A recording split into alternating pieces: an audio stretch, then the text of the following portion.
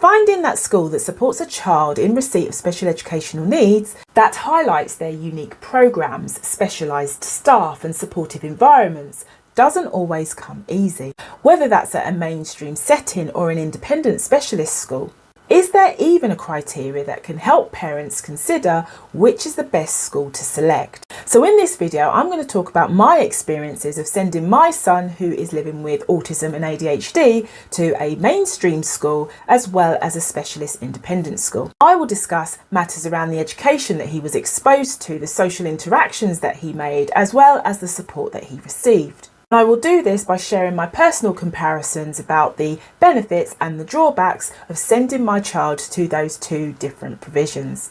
Hi, my name is Brenda and I'm a parent mentor and a fellow parent. I support parents raising children with individual needs and differences to stay empowered whilst they navigate through procedural challenges. And as a parent mentor, I'm passionate about facilitating parents to move through procedural challenges in order to get best outcomes for their children whilst navigating through the special educational needs, processes and procedures. And if you feel that working with a mentor resonates with you, why not contact me? The details are in the description box below. So as a parent raising a son that's living with ADHD and autism, I'm looking through this particular lens when identifying the differences when it comes to mainstream and independent school setting.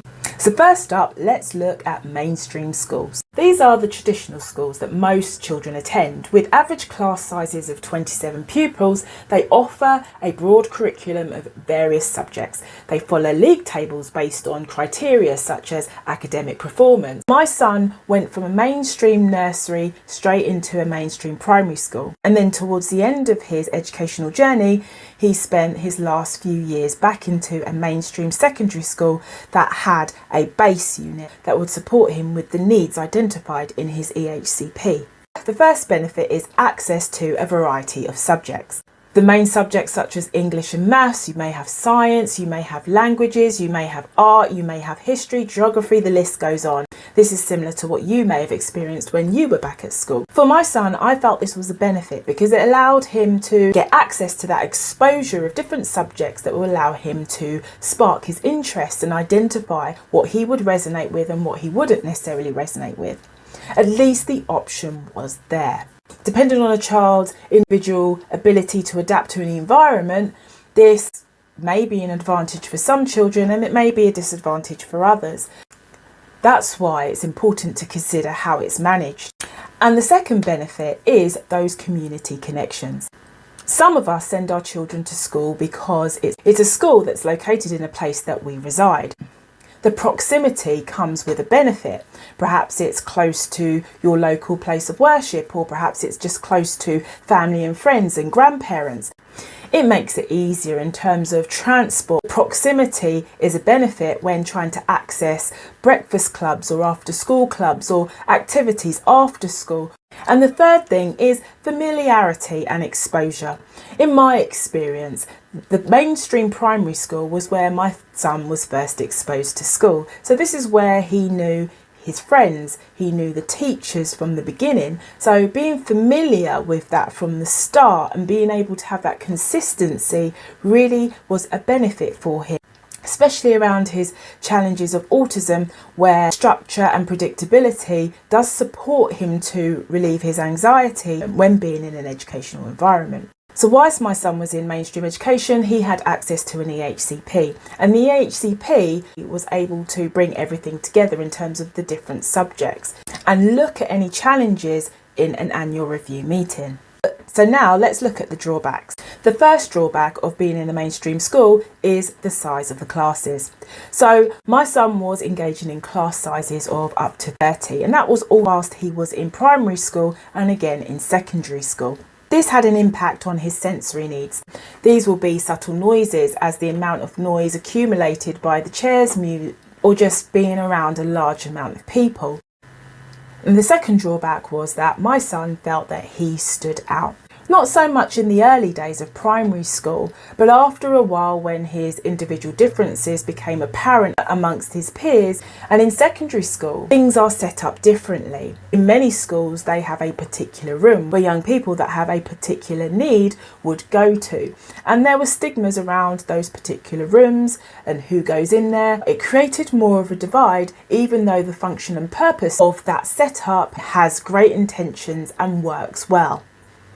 And the third drawback is that there is more involvement. That as a parent, if I was to compare in comparison to a specialist independent school, there is more involvement from a parent to be more engaged in terms of what happens. And this is reassuring, especially when you've got a good rapport and the communication and the collaborations with professionals in the school is at its best. However, when the communication breaks down, having the involvement may look like having to come in and ensure that you're heard in terms of your child's voice being represented fairly. You may find that you may need to repeat yourself after having numerous conversations, whether that's at an annual review meeting or whether that's in the corridor or whether that's in the playground at the end of school. In my experience, there was a lot of emails, a lot of telephone calls going backwards and forwards. And at times this felt like just trying to keep things ticking along in a way that would be perhaps perceived as a normal education for my child to be able to get through the day, if not the week or the term. So now let's shift gears and look at specialist independent schools. These schools focus on specific learning styles as they tailor their teaching methods to meet the unique needs of their students. My son went to this after his mainstream primary school said that they were no longer willing to meet his needs, and the local authority stepped in and sent him to a specialist autistic independent school.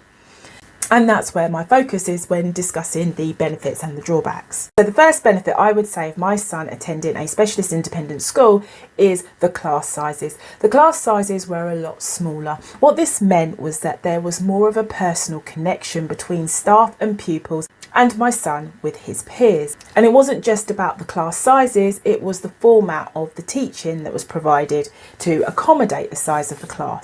The second benefit of sending my child to a specialist independent school was that it had a specialised way of teaching, specifically tailored to their unique learning requirements.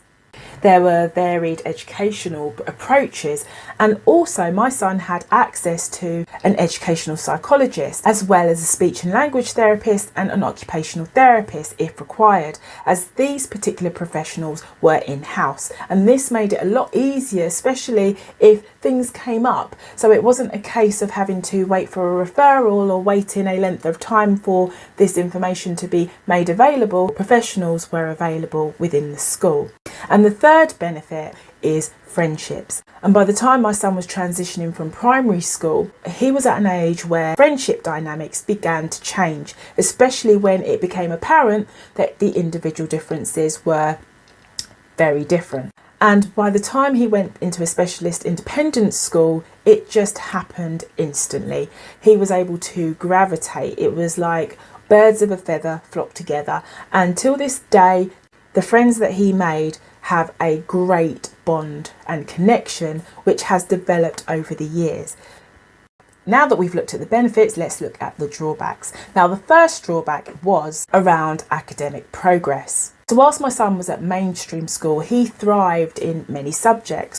However, when my son went to a specialist independent school, that academic drive did dwindle. Now, I can't speak for other schools, but this is what happened in my son's situation. And this was a concern and had an impact on the reasons why my son went from a specialist independent school back into mainstream. The second drawback is distance. The specialist school that my son went to, in terms of where we resided, it was very far. Hence the reason why he went on the transport bus that was provided by the local authority to be able to get to school.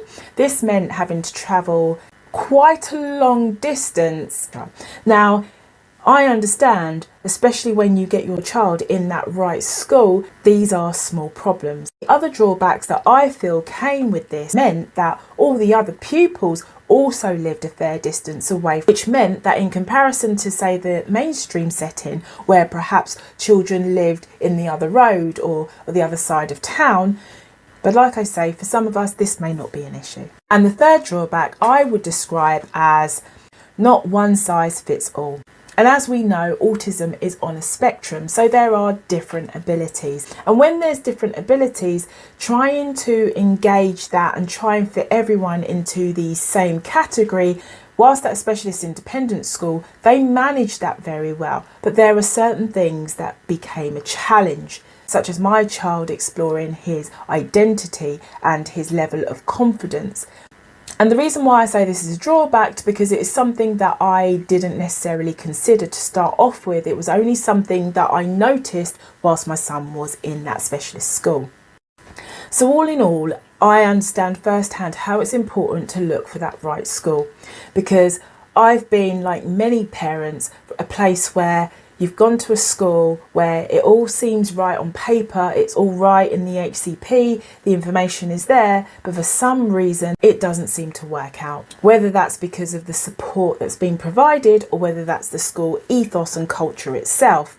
And I've discussed that in another video. So how do you choose between the two? I'm not here to say what is right and what's wrong. It really depends on your child's needs and interests.